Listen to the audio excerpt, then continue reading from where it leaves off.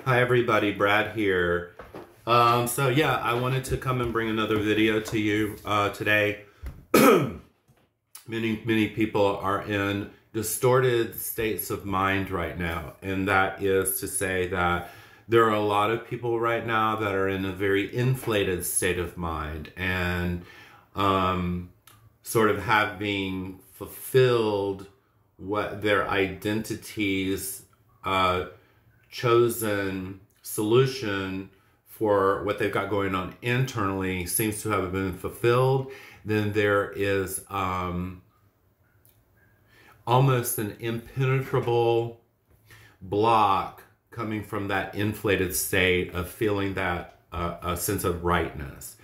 And you know, if you're in that state, then I love that you have that, and I love that you continue that, because it will be a good teacher.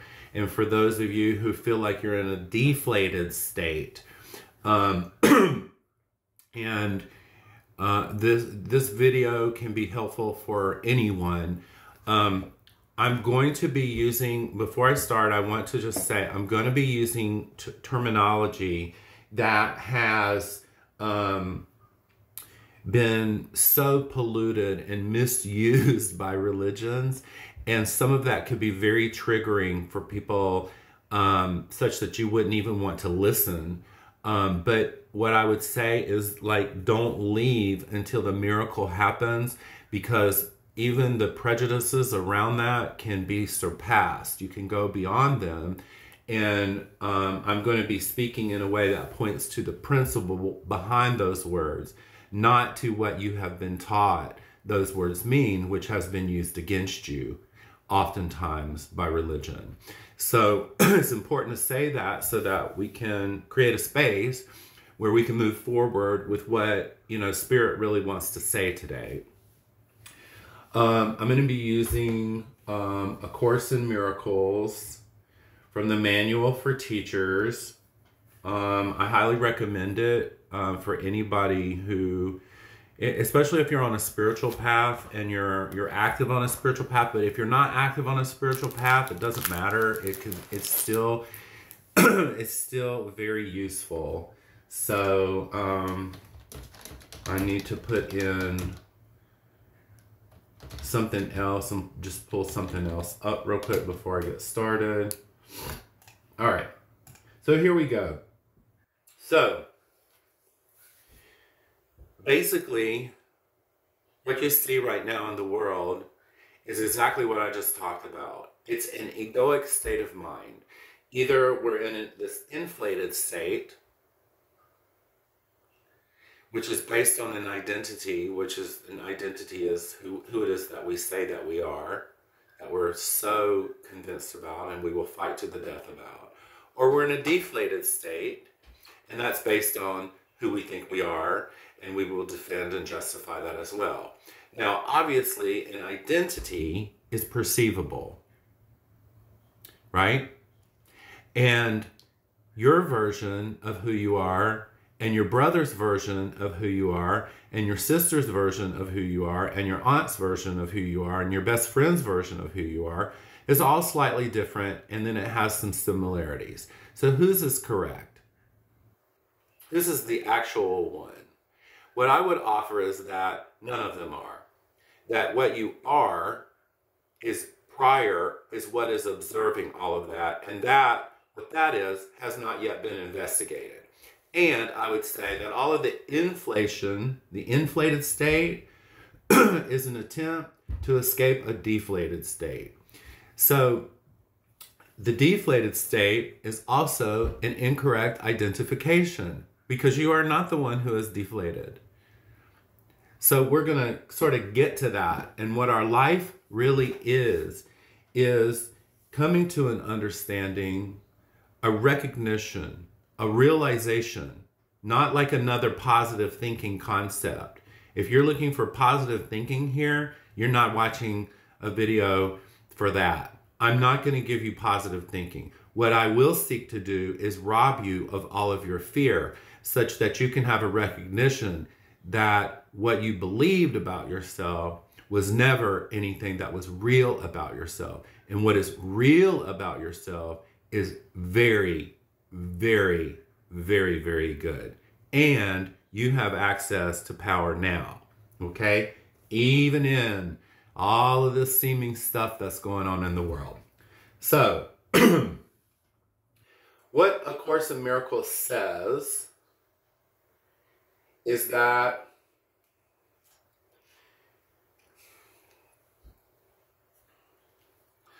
when I use the word God, as A Course in Miracles sort of sets it forth, and I'm not attempting to define, but I'm just going to give some ideas that might be helpful. God is the great reality of everything. Now, the world has used this entity, has pointed to an entity, God, as, you know, and then define that in its own image. We've all heard that statement before. And then it's in this book, not in that one, and it's in this building, not in that one. My direct experience of God as God presented himself to me, and I'm just going to use masculine pronouns in this video so you can all get offended about that, okay? But when God presented himself to me, what I experienced was something that's way beyond anything that can be encapsulated in a word, a book, or a building. Those structures, while as meaningful as they can be sometimes, as well-intentioned as they can be sometimes, but even the most well-intentioned dumb all that down, and we lose the direct experience of it. And having lost the direct experience of it, our mind declines into a state of fear. This would be that decline into a state of fear or descent into a lower state of consciousness could be described as the fall of man. This communicated through that lens tells a story that this happened in time a long time ago, and you and I are a byproduct of that, and we're making our way back. Course in Miracles says there is no fall from man within that context. There is a descent of our minds into a state of fear.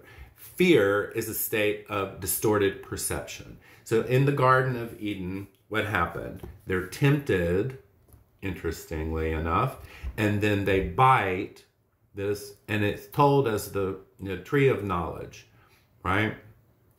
And some people say it's the knowledge of good and evil. I hate that people use the word knowledge in those sentences, because that is not knowledge. That is perception. A perception of good and evil. In the state of perception of good and evil, what did it do to them then? They're still in the garden, yet they cannot see it. So they became afraid and began to cover themselves up. And that's what's happened to everybody. People within that state of mind do desperate acts, right? That's what we're all seeing. They do desperate acts. I'm not saying that to justify the acts, because coming to grips with the things that we have all done in our lives, those who have done the worst and those who have done the least of the worst, but still, there's still heartbreaks, and they are very, very hard to look upon, especially because we're already in a distorted state of mind. So, what A Course in Miracles says is that you and I and everyone is in a curriculum when we step into this life. Surely you have recognized that you are learning all the time. Now, because of the inflated state and the deflated state, and our bouncing back and forth and attempting to always go to the inflated and stay away from the deflated, that, my friends, is a closed learning situation. So here's what it says about this. First of all, it's saying that to come to what is actual, what is true. Not what we say is true, not what we believe is true, not what we hope is true, that will keep me from the deflated state, even though I'm in it all the time that I'm preaching that. It says that the curriculum that you and I are in is the purpose of the world. That wasn't what it was set up as, but when you have a moment in your life where you recognize that another's needs and your needs or your interests are actually the same, in that moment, you have begun an awakening process from this distorted perception, an inflated state and a deflated state, and the biting of judgment, which distorts your perception. Okay? So stay with me here. It says, into this hopeless and closed learning situation. That's what that is. Which teaches nothing but despair and death. See, we think there's hope in that. We think this inflated state, look at the wave people are riding. And some of you know what's coming down the pipeline. And some of you are in extreme denial about that. Like you would slit my throat right now for even say that. You laugh at me for saying that. But we know. Into this hopeless and closed learning situation, which is mind, which teaches nothing but despair and death, God sends his teachers. And as they teach his lessons of joy and hope, their learning finally becomes complete. Okay? Think about that for a moment. Don't try to remember this. Don't try to analyze it. It will do its job if you just let it be there. Okay? Now, who are these teachers? I'm going to read that to you. Because this is not a religious idea. You don't have to go to church for this. You don't have to go to temple for this. You don't have to go to your mosque for this. You don't have to sit in meditation on a mountain for this. You don't have to go to a retreat for this. This is here right now. A teacher of God, what did I say that God is? God is everything. It's not this thing and that thing. It's not this religion and not that religion.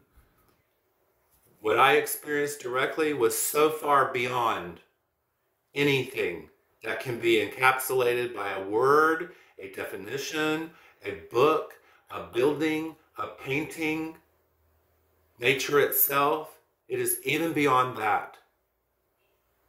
So a teacher of that is anyone who chooses to be one. His qualifications consist solely in this. Somehow, somewhere, he has made a deliberate choice in which he did not see his interests as apart from someone else's. You look at what happened recently with this election, and you tell me that people did not vote for their own self-interests. You tell me that on both sides. So he has made a deliberate choice in which he did not see his interests as apart from someone else's. Once he has done that, his road is established and his direction is sure. His direction is certain. A light has entered the darkness. It may be a single light. That's you. But that is enough. He has entered an agreement with God, even if he does not yet believe in God. He has become a bringer of salvation. He has become a teacher of God. Or you can change it to she if you are one who has hung up on pronouns. I will tell you that pronouns can be quite a barrier. But you are not asked to abandon them until you are ready. It is not necessary, because as long as you can get the message, then they won't matter anyway. It says they come from all over the world. They come from all religions and from no religion. All religions and no religion. So all you Christians out there who think yours is the way, this course was dictated by Yeshua. You may not know who that name represents. It's who you call Jesus. You know that wasn't his name? All you ones who are so dedicated. This course is dictated by that soul. So I'm going to follow it, because when I read it, it's hitting me left and right. I recognize the truth in this. It's got my attention. And the other reason I'm going to do it is because I know the suffering that I went through trying to get to this inflated state all the time. And as I took action out of that inflated state all the time, it always brought me another deflation. No matter what it was, I thought I was going to be winning, and then I ended up destroying something in the process. And I wanted out of that. I wanted out of that endless closed learning situation where there was always a deflation and the hope to get to another inflation. And how I lied to myself about that. How I didn't understand that that was what was going on. I had no language for that. Nobody had ever said anything like that. When somebody started to talk about that in a group that I went to, I said, oh my God, that's what's been happening to me. And I felt some hope because obviously these people knew what they were talking about. And they had more experience at it than me, and I wanted it. It says they come from all religions and no religions. They are the ones who have answered. You know, there are many people in many religions right now who have dedicated their whole lives to their religion, and they have not answered. They think that they have. They say that they have, but they have not. Because if your view does not see that your interests are the same as everybody else's interests, regardless of their supposed identity in religion, color, economics, all of that, then you have not yet answered your own call. And so you are very ineffective. Oh, you're effective in your community. But get you outside of that, and what happens? What happens in your mind when you tell the truth about it? And if you're arguing with me right now, you should pay attention to that. You should notice that. Because that very voice that would argue with everything is the voice that leads us all into the inflation and the deflation, into the mind's distortions. Where it runs us, we don't run it. And we tell ourselves the lies that we're making that decision because we're lying to ourselves.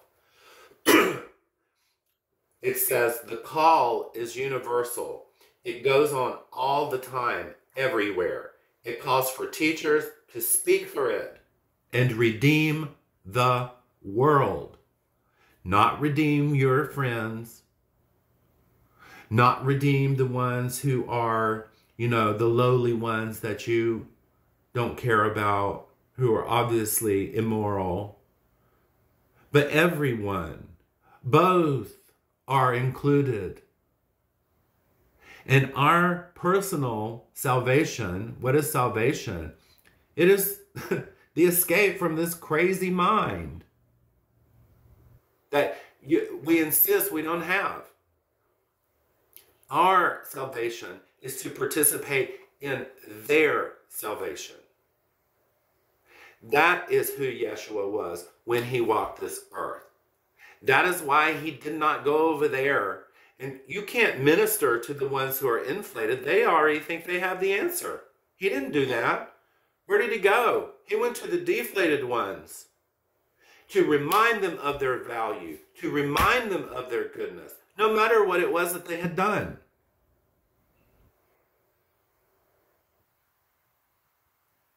And these inflated ones are soon going to be deflated ones. So you have to disarm yourself of your resentment for the inflated ones so that you can be prepared to help them when they need it. Because they are not bad and wrong. In my state of mental inflation in my head, that narcissistic state, I was lost and thought I had it figured out. And so the fall, the deflation, the fall from the inflated state was horrific. And everything I said to judge other people while I was in that state of mind came crashing down on me. Suddenly I was what I had accused everybody else of being. The things I had to do to try to get that out of my head, to try to deny it. You know, I'm here to cut through this like a laser, because until we really get into this, we stand in this truth, we tell ourselves the truth about that, and we're willing to join with each other and say, yeah, I've got the same issue going on, and I don't want to, I'm afraid of it too. We're not going to get anywhere. We're just going to continue to war. And when you're in the inflated and you all get together and you're feeding that for one another, you notice that inflated state, it wasn't inflated by hope. It was inflated by resentment, by grievances. There may be a kind of hope that you were going to stick it to the ones you had a grievance against, or that you were going to overcome that. And many of those people right now are going around social media gloating and all of that. We know about that. We know about those states of mind. We all know. We have been told parables about that. There are movies about that, children's movies about that, to help teach us that when we're very, very young. And then we all do it. We all do it. We all want to like stick it to the other person when we think that we have won. And that is setting us up for another fall. So this is about a call forth from your tendency to inflate and also your tendency to deflate. Because I'm not going to leave you in a deflated state. That's why I'm here. So it says the call is universal. It goes on all the time, everywhere. It calls for teachers to speak for it and redeem the world. Many hear it, but few will answer. Yet it is all a matter of time. Everyone will answer in the end. But the end can be a long, long way off. It is because of this that the plan of the teachers was established. Honey, that's you. That's you. You are the teacher. You are that. You know, especially if you're watching this video, you know that you have been called. And I am here to remind you that you have been answered. And in your answering, a power has entered into that relationship that is certain. And it will be there for you under all circumstances, even this, especially this. Their function, the teachers, you, is to save time. It says the end can be a long, long way off. We're tired of it. Each one begins as a single light, but with the call at its center, it is a light that cannot be limited. You are going to be fortified, and each one saves 1,000 years of time as the world judges it. To the call itself, time has no meaning.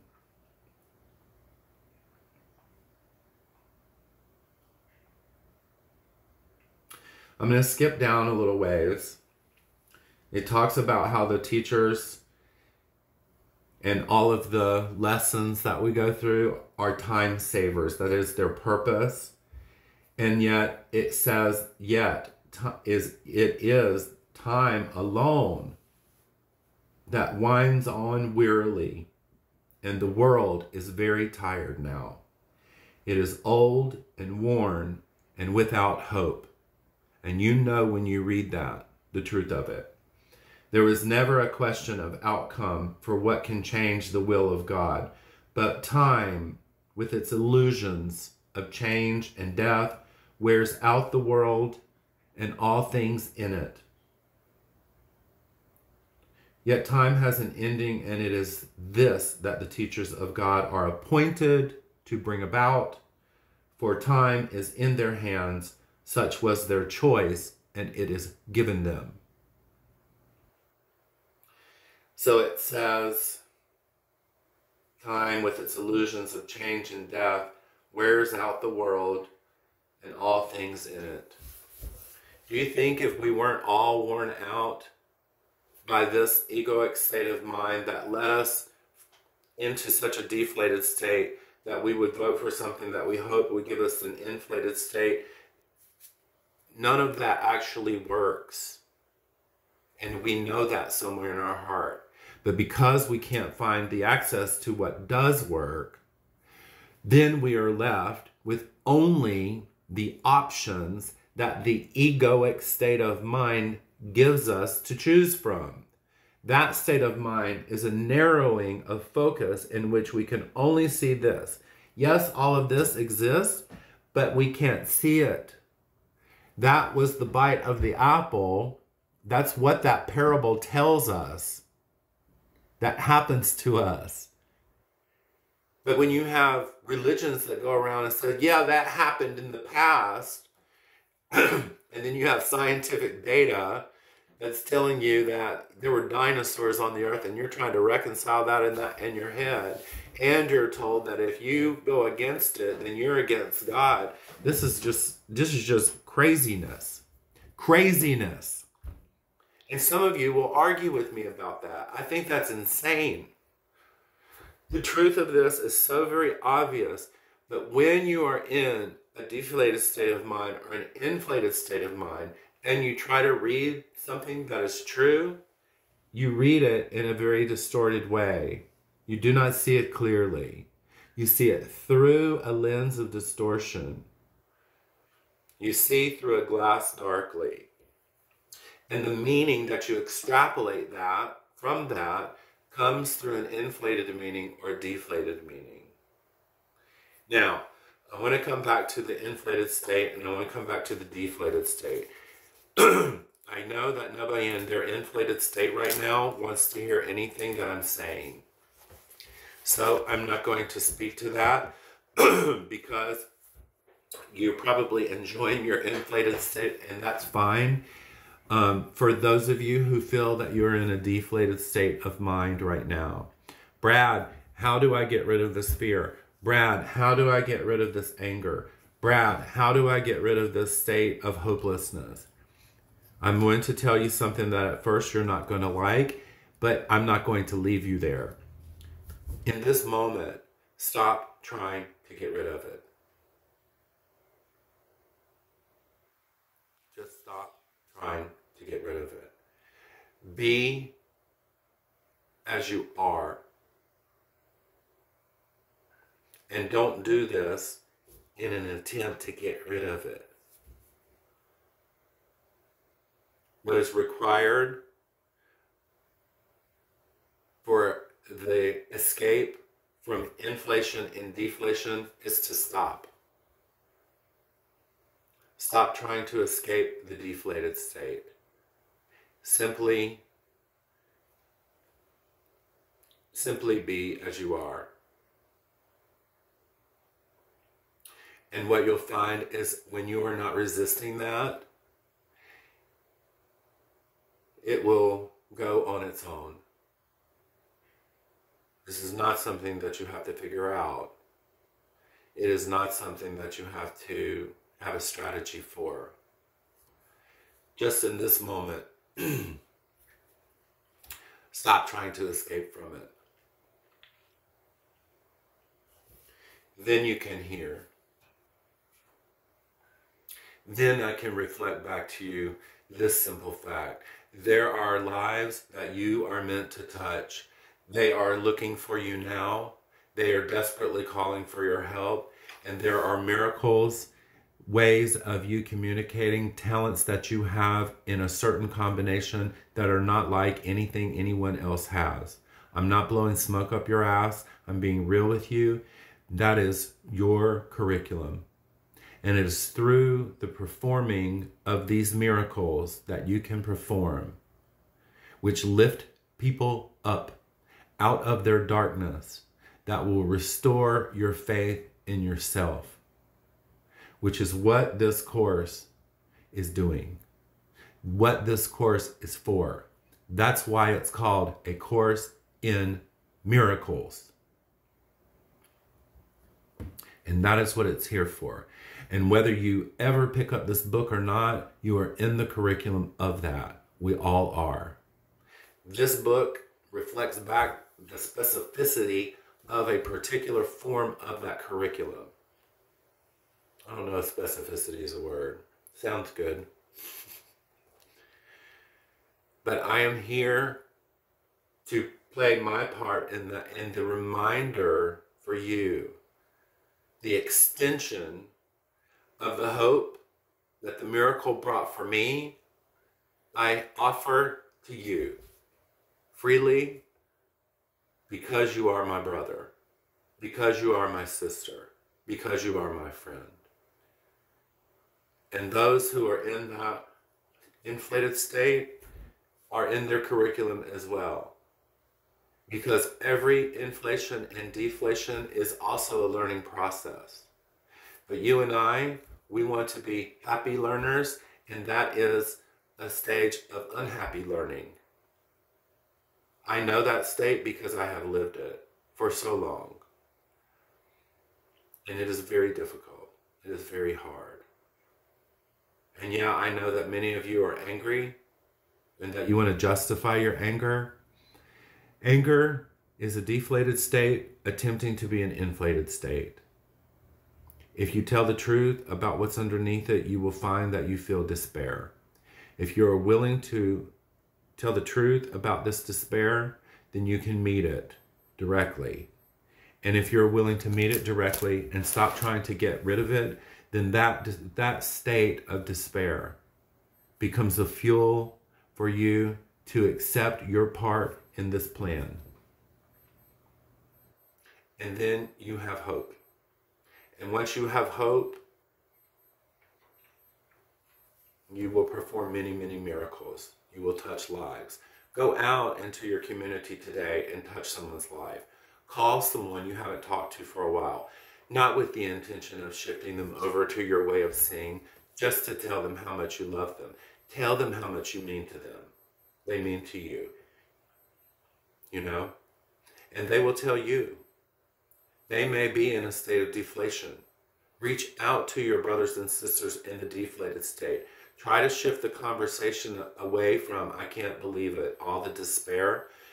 You know, I given what I just said to you, I can believe it. See, we say, I can't believe it, and that's not true. You understand it. You understand it perfectly. I understand it perfectly how somebody, does that mean that I approve of it or like it or, no. But they really don't either. And it is not my job to judge. My job is to receive the miracle impulses for my part in this, because when I don't do that, I'm all over here and all over there. So to come back and be willing, and it is in our relationships with one another that we are best suited to bring forth what this is saying. We are best suited to bring forth the miracle into our world, which saves us time from reaching the end. And the end is where we don't need inflation or deflation anymore. And so we don't do it.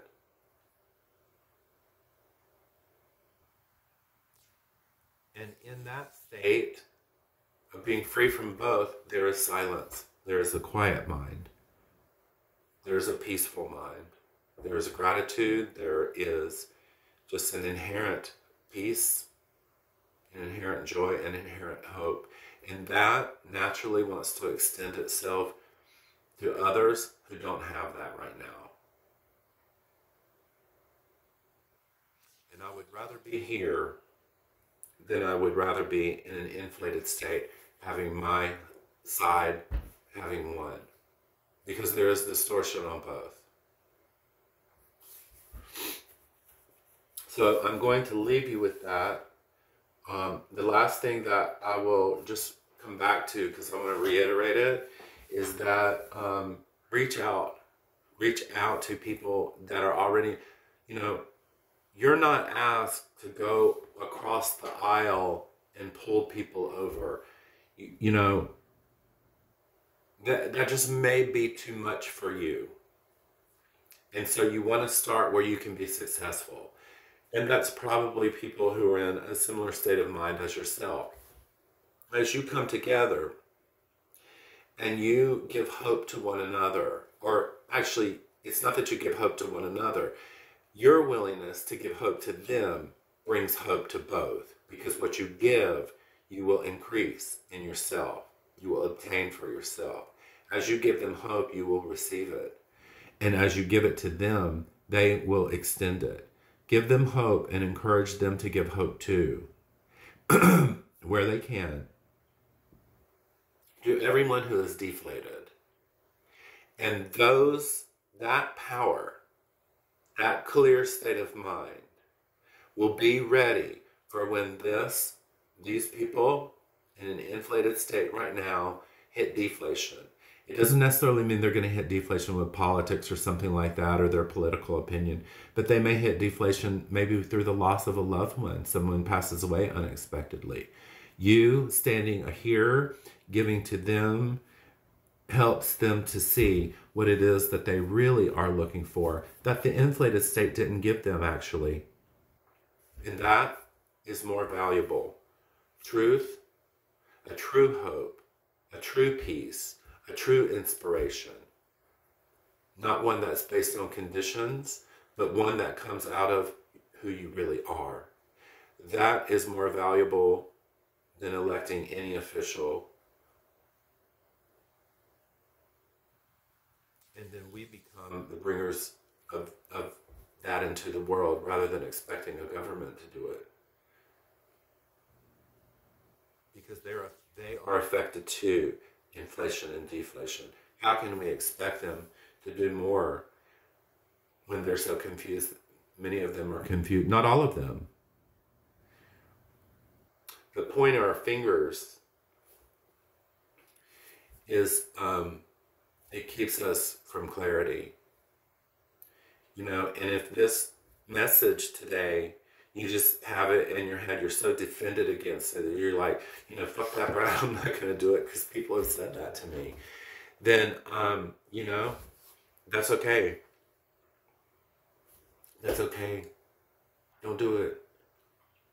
It'd be better for you not to do it. Don't fight yourself. And just know that I'm here for you. I'm here for you. I'm not going to point my finger anymore. There are some relationships in your life right now that are just so incongruent. It's better for you to part ways for a while. Let them have their curriculum. Let them have their unhappy curriculum. Not because you want revenge. If you want revenge, you are in a deflated state attempting to go to the inflated state. And so you need the miracle yourself. But to leave inflation and deflation alone. And again, to do that, if you're in a deflated state, stop trying to fix it. Stop trying to escape it. Stop trying to change it. Just meet it with your own understanding. And then it will do itself. And then as quick as you can, get on your phone. Don't send a text. Call somebody directly. One person. Give them specific examples of ways that they have helped you in your life. Remind them of their value. Remind them of their goodness. Remind them of their wholeness. Don't leave them in despair. Okay? Thank you so much for watching. I'm so glad to be able to hopefully make a difference for somebody. One difference made in the world is the fulfillment of my whole life. One difference. Imagine what your life could be if every moment of your life you were in the state of wanting to make that difference, being committed to make that difference, able to make that difference, because you got liberated from these states of mind. So thank you for that. And I have faith in who you are. That's why I'm here, to remind you of your ability to do that. Okay, thanks for watching.